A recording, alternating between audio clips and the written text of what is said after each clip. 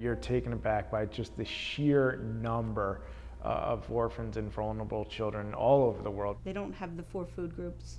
They don't get their daily dose of vegetables. The last statistic I heard was that in Kazakhstan, the average income each orphanage gets per child to educate them, to feed them, to clothe them is $200 a year. They had a flat affect. They had no expression. They were gray and pallor. They looked like just little zombies.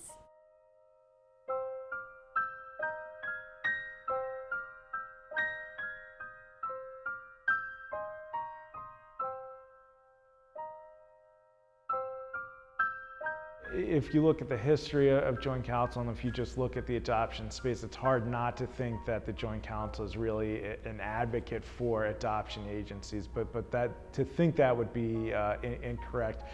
I look at Joint Council as really an advocate for children around the world in need of families. So what they are doing, whether it's working with the State Department, working with governments of Ethiopia, Nepal, Guatemala, really trying to advocate on behalf of children who need a family. Their advocacy is beyond measure. The connections that they have with the U.S. government and the connections that they've been making throughout the world with other governments is remarkable. I have been beyond impressed. Both Tom and Rebecca in particular, and all of the staff that work at Joint Council, are tireless in their efforts to ensure that all children have permanent, loving, safe homes. This is my son Nicholas. Nicholas is from Borovichi, Novgorod, Russia. On his first meeting, when there was some uprising with the international adoption in Russia, and Joint Council was very involved with allowing Russian adoptions to continue. There was genuine concern when an American sent a Russian orphan on a plane back to Moscow alone.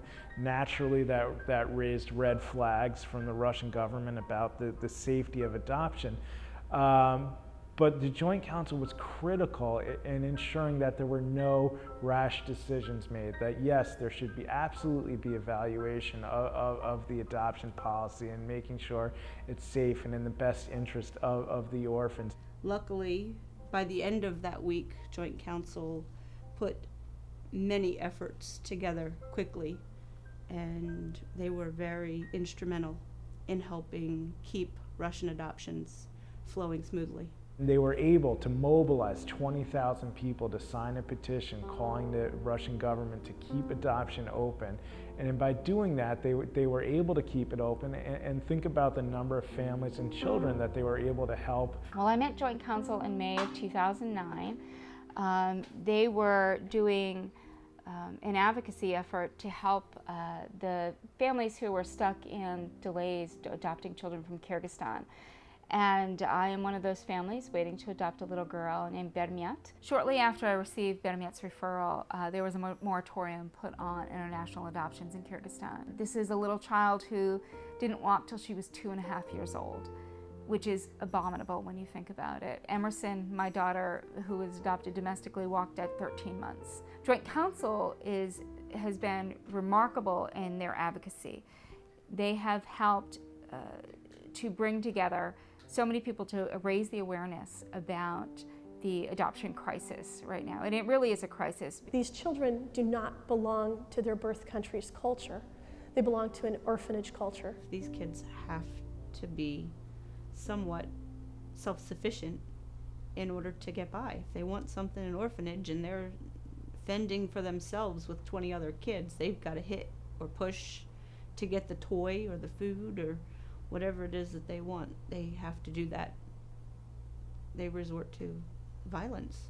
What are you losing when you pull a kid from that? They're not losing their culture. They're gaining a family, and that's what needs to be remembered, and that's what Joint Council is trying to advocate for and to remind people of, that orphanage culture exists and it's very different from birth culture, and family culture is what's best for kids.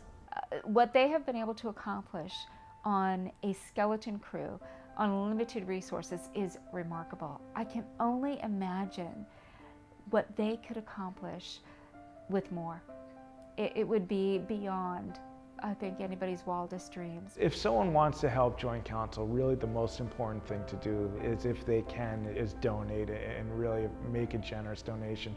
Joint Council has a minuscule staff. Sometimes it's only 2 full-time staff. I know it's growing, but this is, when you see behind the scenes how hard they work and the hours that Tom and Rebecca put in, it really is unbelievable. I know I wish I could do more, but you really, when you see the Joint Council, you know there are people working there, and really they've devoted their whole lives to make the world better for orphans and vulnerable children, and that, you know, is an important thing, and I urge you all to support them as best you can.